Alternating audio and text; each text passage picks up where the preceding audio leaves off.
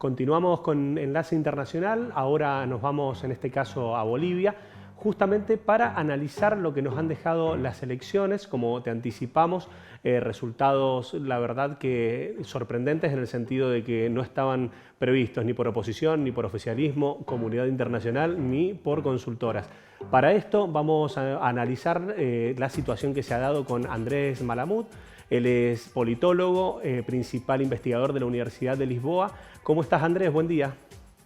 Buenos días, ¿cómo están ustedes? Muy bien. En relación a las elecciones que se han desarrollado en Bolivia, que la verdad que estuvieron analizadas por, podríamos decir, toda la comunidad internacional y nos ha dado resultados concretos a esta altura, podríamos decir ya con alrededor del 97-98% de los votos escrutados, nos ha dado resultados bastante contundentes, ¿no?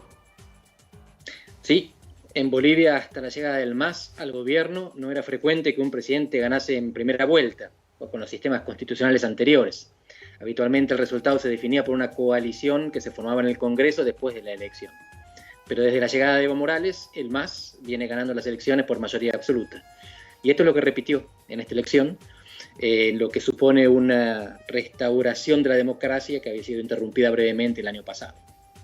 Bien, Andrés, ¿y a vos te sorprendió los resultados? Porque bien habíamos visto por ahí en las encuestas que la diferencia no iba a ser tan grande. ¿Vos te sorprendió que fuera tan grande la diferencia entre el delfín de Evo Morales, Luis Arce y Carlos Mesa? ¿Y cuál podría ser las claves, si se puede llegar a decir, de este gran triunfo del MAS? Bueno, yo no soy bolivianista, soy un comparatista latinoamericano, no soy el principal especialista en Bolivia que ustedes pueden encontrar, pero por lo que les contaba antes, la experiencia histórica nos permitía pensar que el MAS iba a tener una elección relativamente cómoda. Se había ido mal del gobierno el año pasado. Hay un golpe de Estado contra Evo, pero es precedido por una insurrección popular. Había problemas, sobre todo de respeto institucional.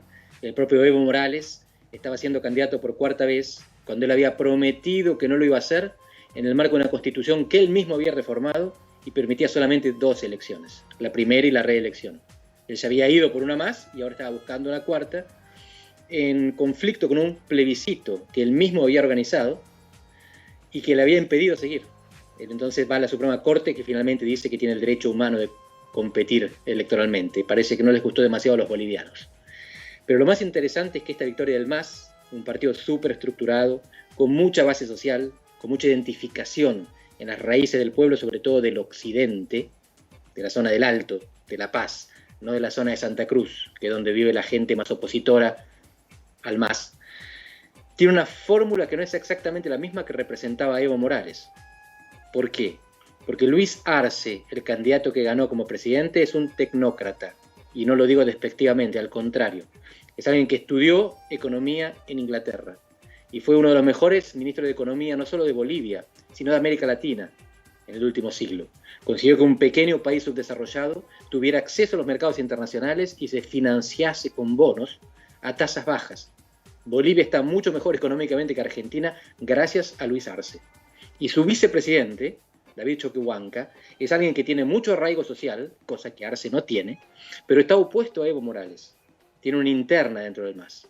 Así que está por verse si el gobierno que acaba de ser electo va a tomar un camino similar al de Dilma Rousseff, la delfín de Lula, que no traicionó, o al de Santos en Colombia o Lenín Moreno en Ecuador, que fueron delfines de presidentes anteriores, Uribe y Correa, pero decidieron diferenciarse una vez que llegaron al poder. Teniendo en cuenta que la situación económica de América del Sur no es brillante en este momento, no es factible un gobierno muy redistribucionista. Es más factible un gobierno de equilibrio fiscal, sobre todo teniendo en cuenta quién es el presidente electo. Y esto puede generar roces con Evo Morales. En parte esta victoria se debe a que Evo permitió reconstituir la unidad sin él, pero en parte también se debe a que él no fue candidato. Y por lo tanto la parte más difícil no fue la elección, va a ser el gobierno. Andrés, en relación a este contexto latinoamericano que se está dando, en el cual vemos el plebiscito de Chile, en febrero vemos las elecciones de Ecuador, el año que viene hay elecciones presidenciales en Chile también. ¿Cómo crees que puede repercutir este proceso electoral que se dio en Bolivia en los demás países? Bien, pero no por quién ganó, sino porque fueron elecciones limpias. lo más importante de Bolivia no es el partido que gana, sino que la democracia se restaura, se restablece, se cura. Y esto es lo que veníamos necesitando en un continente en el cual algunas democracias cayeron. Tenemos 20 países en América Latina, 18 hablan castellano, 1 habla portugués, 1 chiquitito habla francés, Haití.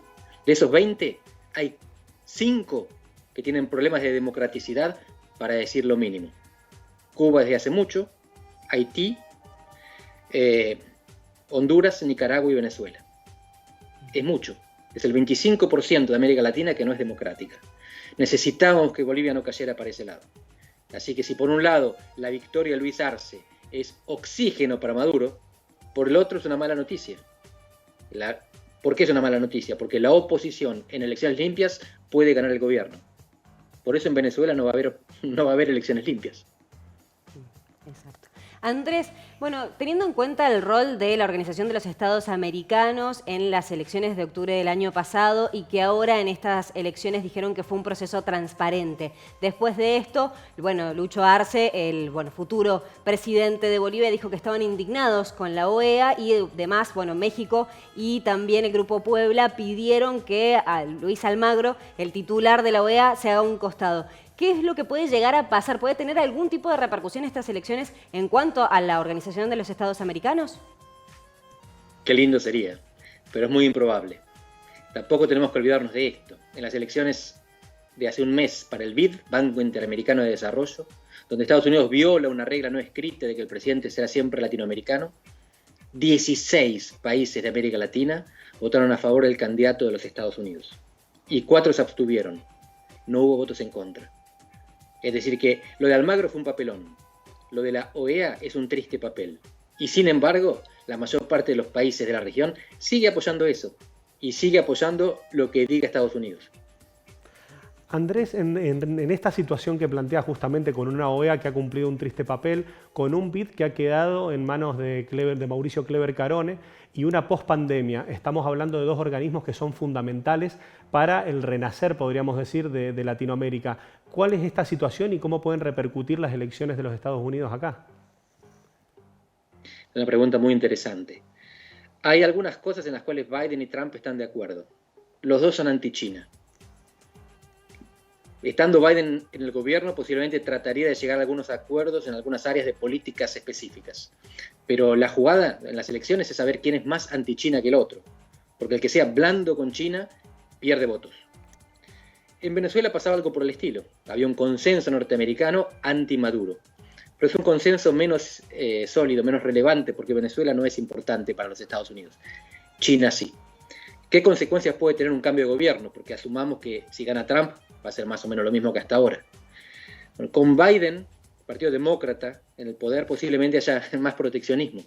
Suena raro, ¿verdad? Porque Trump es muy proteccionista. Pero esto no es lo típico. El Partido Republicano solía ser más libre mercadista y por lo tanto era más pasible de abrir mercados para los productos latinoamericanos. Mientras que los demócratas, con excusas ambientales o laborales, cerraban sus mercados para América Latina. En este caso es difícil esperar que haya una mejoría si gana Biden. ¿Cuál puede ser el impacto más directo? Para Argentina, si el secretario del Tesoro del futuro presidente ayuda o no ayuda en la negociación con el Fondo Monetario. Para América del Sur, si la caída de Trump tiene algún impacto sobre la estabilidad de Bolsonaro. El efecto latinoamericano más relevante de la elección en Estados Unidos es qué pasa con Brasil. Si sigue Trump, nada. Si gana Biden, a lo mejor empieza la turbulencia otra vez, porque Bolsonaro se queda sin su principal fuente de legitimación internacional. Perfecto, Andrés. Pero muy clarísimo como siempre. Te agradecemos, por supuesto, esta entrevista y seguramente vamos a estar consultándote a corto plazo, bueno, para también un poco analizar la situación de las elecciones allí en Estados Unidos y cómo van a ser los resultados también allí. Tal cual. De hecho, bueno, nos queda muchísimo por analizar. La verdad que vamos a aprovechar en el corto plazo para volverte a molestar, seguro. También para entender cuáles van a ser las lógicas que Estados Unidos planifica. Has tenido un punto de vista muy concreto en relación a cuál puede ser el panorama para Latinoamérica, pero van a aparecer detalles en relación al resultado de las elecciones y para eso te vamos a estar molestando de nuevo. No es molestia. Muchísimas gracias por llamar. No, gracias a vos. Con nosotros Andrés Malamud, politólogo, principal investigador de la Universidad de Lisboa, analizando un poco la perspectiva en relación a los resultados de las elecciones de Bolivia y viendo también cómo replican a nivel regional y en el contexto de lo que han sido de lo que van a ser las elecciones del 3 de noviembre en Estados Unidos. Exactamente, como siempre Andrés Malamud, muy claro en cuanto a su explicación. Daría para hablar muchísimo más con él y preguntarle un montón de cosas, pero bueno, por cuestiones de plazos debemos acortarlo y aprovecharlo también en otra ocasión para seguramente consultarle. Así que bueno, vamos entonces a estar siguiendo qué es lo que ocurre en el mundo también para consultarle a él y así como a otros entrevistados también prestigiosos. Exacto, así que de esta forma vamos a ir a un pequeño corte comercial, pero anticiparte que en el próximo bloque vamos a sugerirte una película, en este caso, para poder contextualizar un poco de qué se trata este proceso de plebiscito que se va a llevar a cabo en Chile, además de un nuevo segmento que te vamos a poner en valor para ir reinterpretando de forma sencilla, de forma práctica, las cosas de mayor interés a nivel medioambiental. Exactamente, ya volvemos, vamos a un corte comercial.